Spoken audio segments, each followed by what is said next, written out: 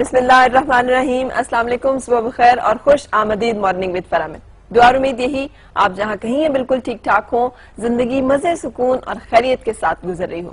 بہت ساری باتیں ہیں اچھی جن کی طرف بھی دیکھنا چاہیے, لیکن بہت ساری باتیں ایسی ہوتی ہیں جن کے اوپر ضرور رک کر غور کرنا چاہیے اور جن کے بارے میں ہمیں بہت سنجیدگی سے ایکشن بھی لینا ہوتا ہے. اس لیے کہ یہ تمام وہ باتیں ہوتی ہیں جو ہمارے کنسرن ہوتے ہیں, یہ تمام وہ باتیں ہوتی ہیں جو ہمارے لیے اہم ہوتی ہیں, اور جو ہمارے لیے اہم ہوتی ہیں ہمیں اس کو دوسروں میں بتانے میں کوئی آر اور جھجک نہیں ہونی چاہیے کہ یہ بات ہمارے لیے کتنی اور کس قدر اہم ہے, اور چونکہ یہ ہمارے لیے اہم ہے اس لیے اس بات کو اہمیت دی جانی چاہیے. مذہب ایک ایسا معاملہ ہے, ویسے تو آج کل کے دور میں جو نعرہ ہے وہ یہ کہ مذہب ہر ایک کا ذاتی معاملہ ہے اور اس کے نتیجے میں بھی ہر ایک شخص کو حق حاصل ہے کہ وہ جس طرح سے اسے پریکٹس کرے. یہ کچھ حد تک صحیح بھی ہے, لیکن اگر ہم دیکھیں کہ پچھلے کافی عرصے سے جو پریکٹس چل رہی ہے کہ اسلام اور اسلام کے جو معاملات ہیں ان کو جس طرح سے پورٹرے کیا جاتا ہے, جس طرح سے ان کے ساتھ کھلواڑ کیا جاتا ہے, کھیلا جاتا ہے, جس طرح سے ان کو مختلف جگہوں پہ توہین کا, تضحیک کا نشانہ بنایا جاتا ہے, اور پھر اس کے بعد اپنی اس روش کو وہ اپنی ایک اعتدال پسندی کو بھی کہہ کے منوا لیتے ہیں, اور اس کے ساتھ روشن خیال بھی وہی ثابت ہو جاتے ہیں, اور اس کے ساتھ معتدل مزاج بھی وہی ٹھہرتے ہیں. حالانکہ جتنا وائلنس اور جتنا اگریشن اور جتنی تضحیک اور توہین اسلام کی غیر مسلموں کے ہاتھوں ہوئی ہے, مسلمانوں کے ہاتھوں کسی غیر مسلم کی یا کسی بھی اور مذہب کی اس طرح کی تضحیک یا توہین نہیں دیکھنے اور سننے میں آئی. آج میں آپ کو اس کی کچھ پریکٹیکل مثالیں دکھاؤں گی, اور میں چاہوں گی کہ آپ انہیں محفوظ رکھیں اپنے پاس, اور جب آپ بھی جائیں مارکیٹ میں تو ان چیزوں کے اوپر بہت دھیان دیں اور ان کو بہت توجہ سے دیکھیں. میرے سامنے اس وقت یہ ایک رگ ہے, اور یہ رگ جو ہے یہ واش روم میں جو ہم ٹوائلٹس میں اپنے یوز کرتے ہیں میٹس, یہ ان کے لیے استعمال ہوتی ہے. اس کے اوپر دیکھنے میں بظاہر ایک ایبسٹریکٹ ڈیزائن نظر آ رہا ہوگا آپ کا, لیکن اگر آپ اس ڈیزائن کو کلوز میں جا کے دیکھیں تو کوئی بھی شخص جو عربی سے ذرا سی دلچسپی رکھتا ہے وہ سمجھ سکتا ہے کہ یہ جو لفظ ہے یہ اس وقت اللہ لکھا ہوا ہے. جس طرح یہ بھی کیمرہ کلوز کر رہا ہے آپ کو شاید اس کے ساری جو لفظ ہیں, ساری جو اس کے حرف ہیں وہ سمجھ میں آ رہے ہوں. میں اس کو اٹھا کر بھی آپ کو دکھا دیتی ہوں. اس کو اس طرح سے دیکھ پانا کیمرے کی آنکھ سے ممکن ہے یا نہیں مجھے نہیں معلوم, آپ دیکھ پا رہے ہیں اس طرح جیسے میں دیکھ رہی ہوں یا نہیں. یہ دیکھیں کلیئر آپ کے سامنے اللہ لکھا ہوا ہے, اور یہ ایک واش روم میں بچھایا جانے والا میٹ ہے, اگر آپ اسے لانگ میں بھی دکھائیں, جس پر لگتا یہ ہے بظاہر کہ یہ ایک ایبسٹریکٹ اس کے اوپر ڈیزائن بنا ہوا ہے, اور یہ یقینی طور پر اتفاقاً یا حادثاتاً تو ہو نہیں سکتا. یہ ایک باقاعدہ پلانڈ ایفرٹ ہے جس کے نتیجے میں اس طرح کی توہین کرائی جاتی ہے. مارکیٹ میں اویلیبل ہے, اسی طرح سے کسی نے دیکھ کر خریدا, ایک نظر دیکھنے میں کہ بڑا ہی اچھا ڈیزائن اور بڑا ہی مزیدار سا لگ رہا ہے, اور جب اس کے اوپر ذرا سا غور کیا گیا تو پتا چلا کہ یہ لفظ اللہ ہے جو ہمارے پاؤں میں اور واش روم میں بچھایا جا رہا ہے. یہ صورتحال ہے ان تمام ایفرٹس کی اور ان تمام کاوشوں کی جو ان لوگوں اور ان مذاہب کی طرف سے آتی ہیں جنہیں ہم کہتے ہیں بڑے معتدل مزاج ہیں, اور اگر کوئی تشدد پسند ہے تو وہ صرف مسلمان ہے. یہ ایک کپڑا ہے, یہ کپڑا خواتین کے لباس بنانے میں استعمال ہوتا ہے. اگر کیمرہ اسے بھی کلوز کرے تو اس پر بھی اس جگہ پر یہ الحمدللہ رب العالمین بہت کلیئرلی پڑھا جا رہا ہے. مطلب یہ سامنے نظر آ رہا ہے کہ یہ انہوں نے اس کے ساتھ جس طرح کے مغلظات اس پورے فیبرک کے اوپر پرنٹڈ ہیں, اگر اس کو میں آپ کو دکھا سکوں, یہ ایک عورت اور مرد کی تصویر ساتھ ہی انہوں نے بنائی ہوئی ہے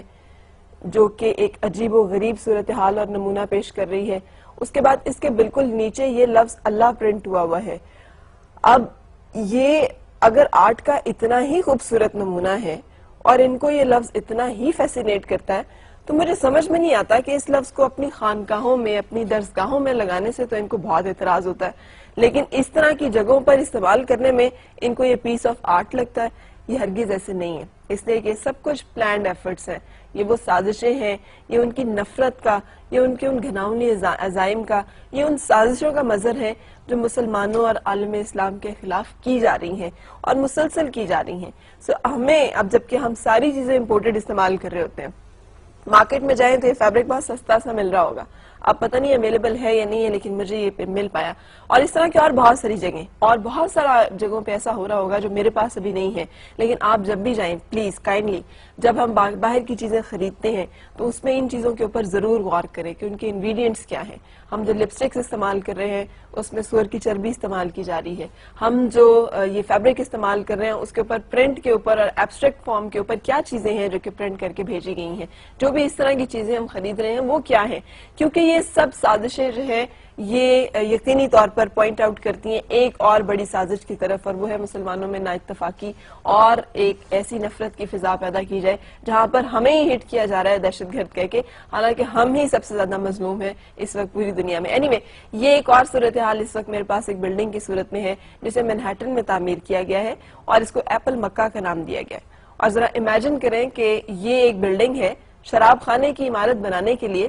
ان کو کعبے سے زیادہ معتبر اور کعبے سے زیادہ خوبصورت ڈیزائن اور کوئی نظر ہی نہیں آیا,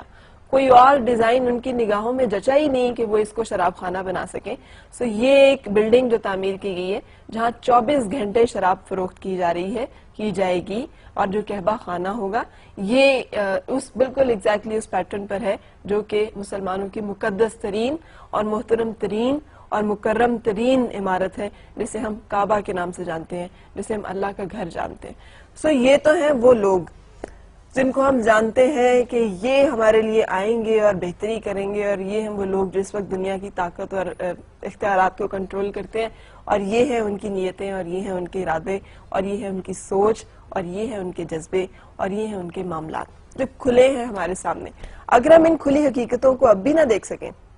تو میرا خیال ہے پھر ہم کبھی بھی نہیں دیکھ سکیں گے. اور اگر ابھی بھی ہم اپنے لیے کچھ ایسا نہ کر سکیں جس میں ہم ایک واضح سوچ کم از کم پیدا کر سکیں, اور کچھ ایسے اعمال جو ہمارے کام آئیں, جہاں پر صرف پروٹیسٹ کرنے سے, صرف مذمت کرنے سے, صرف اس طرح کی چیزوں پر دکھ, کرب, تکلیف محسوس کرنے سے, صرف غم و غصے کا اظہار کرنے سے کام نہیں چلے گا, بلکہ اس سے آگے بڑھ کر ہمیں کچھ کرنا ہوگا, اور وہ ہے اپنے اندر طاقت پیدا کرنا. اتنی طاقت کہ ہمیں کمزور سمجھ کر ہمارے جذبات کو اس طرح مجروح نہ کیا جائے اور ہمارے مذہب سے اس طرح سے کھیلا نہ جائے, اور ہمیں صرف نادان سمجھ کر اور بیوقوف سمجھ کر ہمیں اس طرح سے استعمال نہ کیا جائے کہ ہمیں پوری دنیا کے چہرے پر دہشت گرد کی صورت میں مسلط کر دیا جائے اور پورٹرے کر دیا جائے, اور ہم اس بارے میں کچھ کر بھی نہ سکیں. اور یہ سوچنے کی بات ہے کہ آخر ہم اتنے بے بس ہیں کیوں.